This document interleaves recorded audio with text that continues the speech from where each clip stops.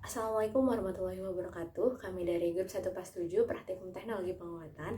Pada kesempatan kali ini kami akan melaksanakan praktikum yang berjudul Teknologi Pengawetan Bahan Pangan dengan Suhu Tinggi, Blanching, dan Pasteurisasi. Perkenalkan, nama saya Riki Meritonga, NIM 180305001. Nama saya Audira Yasmin Afra, NIM 1803050004. Perkenalkan, nama saya Ade Bila Putri, NIM 1803050006. Nama saya Ulfa Nurfadalia Batubara, NIM 18030521. Perkenalkan, nama saya Zuraida Fitriadaini Damani, NIM 1803050033. Adapun tujuan praktikum kali ini adalah mampu menjelaskan prinsip pengawetan bahan pangan dengan suhu tinggi dan mampu melaksanakan pengawetan bahan pangan dengan suhu tinggi. Adapun bahan yang digunakan dalam praktikum ini yaitu kacang kedelai, apel, dan kunyit. Adapun alat yang digunakan pada praktikum pengawetan bahan pangan pada suhu tinggi meliputi blanching, pasteurisasi, dan sterilisasi adalah kompor, panci perebusan, panci kukusan, termometer, botol susu kaca bertutup, loyang pengering, saringan atau kain saring, sendok pengadu, sendok makan, stopwatch, oven pengering, blender, ayakan, dan tirisan. 1. Direndam kacang kedelai selama 1 malam. Kedua, disterilkan botol jar. Ketiga, dimasukkan kacang kedelai dan di blender dengan air 1:1.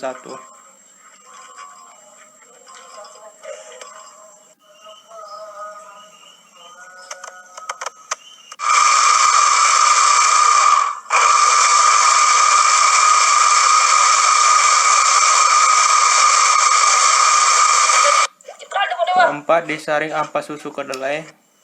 Kelima, dipasteurisasi susu kedelai. Keenam, disaring kembali susu yang telah dipasteurisasi.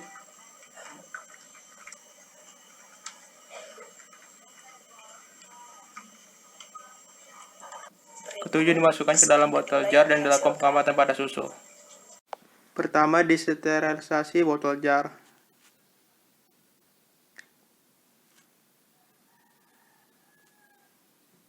Kedua, dipersiapkan bahan dengan memotong dan mengupas buah apel.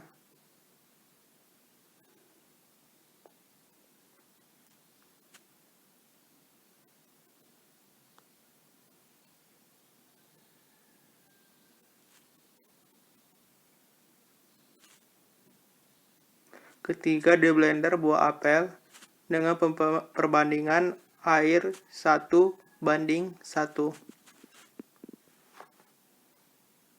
Keempat, disaring sari buah dengan kain saring yang telah disterilisasi.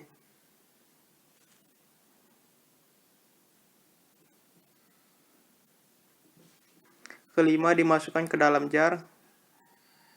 Keenam, di-blanching buah apel dengan suhu 82-93 derajat Celcius.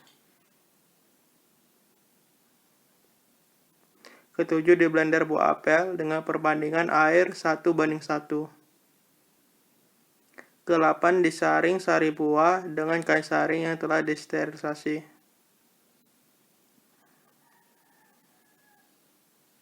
Kesembilan, dipasteurisasi sari buah dengan suhu 62,8-65,6 derajat Celcius selama 30 menit.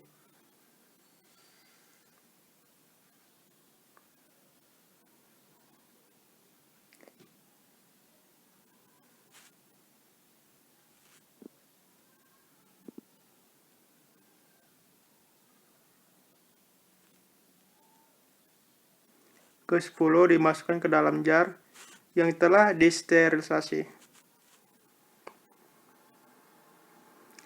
Pengamatan hari ke-0 tanpa pasteurisasi dengan pasteurisasi. Pengamatan hari ke-1 tanpa pasteurisasi dengan pasteurisasi. Pengamatan hari ke-3 tanpa pasteurisasi dengan pasteurisasi.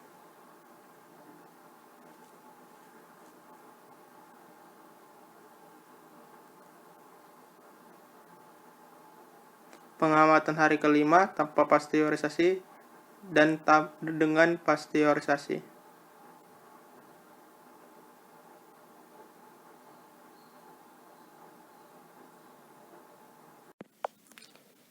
Disiapkan bahan yaitu kunyit.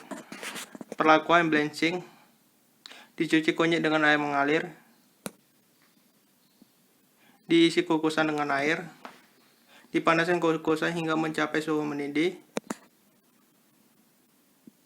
Dimasukkan kunyit ke dalam kukusan. Dilakukan steam blanching kunyit selama 5 menit. Kunyit yang telah di-blanching dikupas kunyit dengan pisau. Diiris kunyit tidak terlalu tebal dan tidak terlalu tipis. Diletakkan kunyit di atas loyang. Dijemur kunyit dengan sinar matahari. Perlakuan kontrol. Dicuci kunyit dengan air mengalir. Dikupas kunyit dengan pisau. Diiris kunyit tidak terlalu tebal dan tidak terlalu tipis. Diletakkan kunyit di atas loyang. Dijemur kunyit dengan sinar matahari. Kunyit yang sudah kering, perlakuan blanching dan perlakuan kontrol. Di blender halus kunyit kering, perlakuan blanching dan perlakuan kontrol. Dimasukkan ke dalam jar untuk setiap perlakuan dan diberi label. Dilakukan pengamatan selama 0,135 hari terhadap penampakan visual dan organoleptik. Hasil praktikum yang didapatkan dari pengawetan dengan suhu tinggi ini yaitu untuk susu kedelai dengan perlakuan kontrol atau tanpa blanching yang dilakukan organoleptik dan pengamatan visual selama 0, 3, dan 5 jam menunjukkan munculnya aroma langu atau basi serta munculnya endapan. Sedangkan untuk susu kedelai dengan perlakuan blanching dan pasteurisasi yang dilakukan organoleptik dan pengamatan visual selama 0, 3, dan 5 jam menunjukkan bahwa susu kedelai memiliki karakteristik organoleptik dan penampakan visual yang baik dan tidak terjadi perubahan yang signifikan. Hal ini disebabkan karena perlakuan blanching dan pasteurisasi dapat menonaktifkan enzim dan membunuh sebagian mikroorganisme yang dapat merusak susu kedelai. Untuk sari apel dengan perlakuan kontrol yang dilakukan organoleptik dan pengamatan visual selama 0, 1, dan 2 hari menunjukkan bahwa sari buah berwarna kecoklatan dan beraroma masam pada penyimpanan 2 hari. Kemudian, sari apel dengan perlakuan blanching dan pasteurisasi yang dilakukan organoleptik dan pengamatan visual selama 0, 1, dan 2 hari menunjukkan bahwa sari buah apel berwarna krim cerah. Hal ini disebabkan karena proses blanching dapat mencegah terjadinya enzymatic browning pada sari apel. Selanjutnya, untuk kunyit dengan perlakuan kontrol atau tanpa blanching menunjukkan warna jingga pucat setelah dilakukan pengeringan, sedangkan kunyit dengan perlakuan blanching menunjukkan warna jingga kemerahan setelah dilakukannya pengeringan dan waktu pengeringan yang lebih cepat. Hal ini disebabkan karena steam blanching akan mempertahankan warna pada kunyit dan juga penguapan air pada bahan akan lebih cepat akibat terbukanya pori-pori pada kunyit.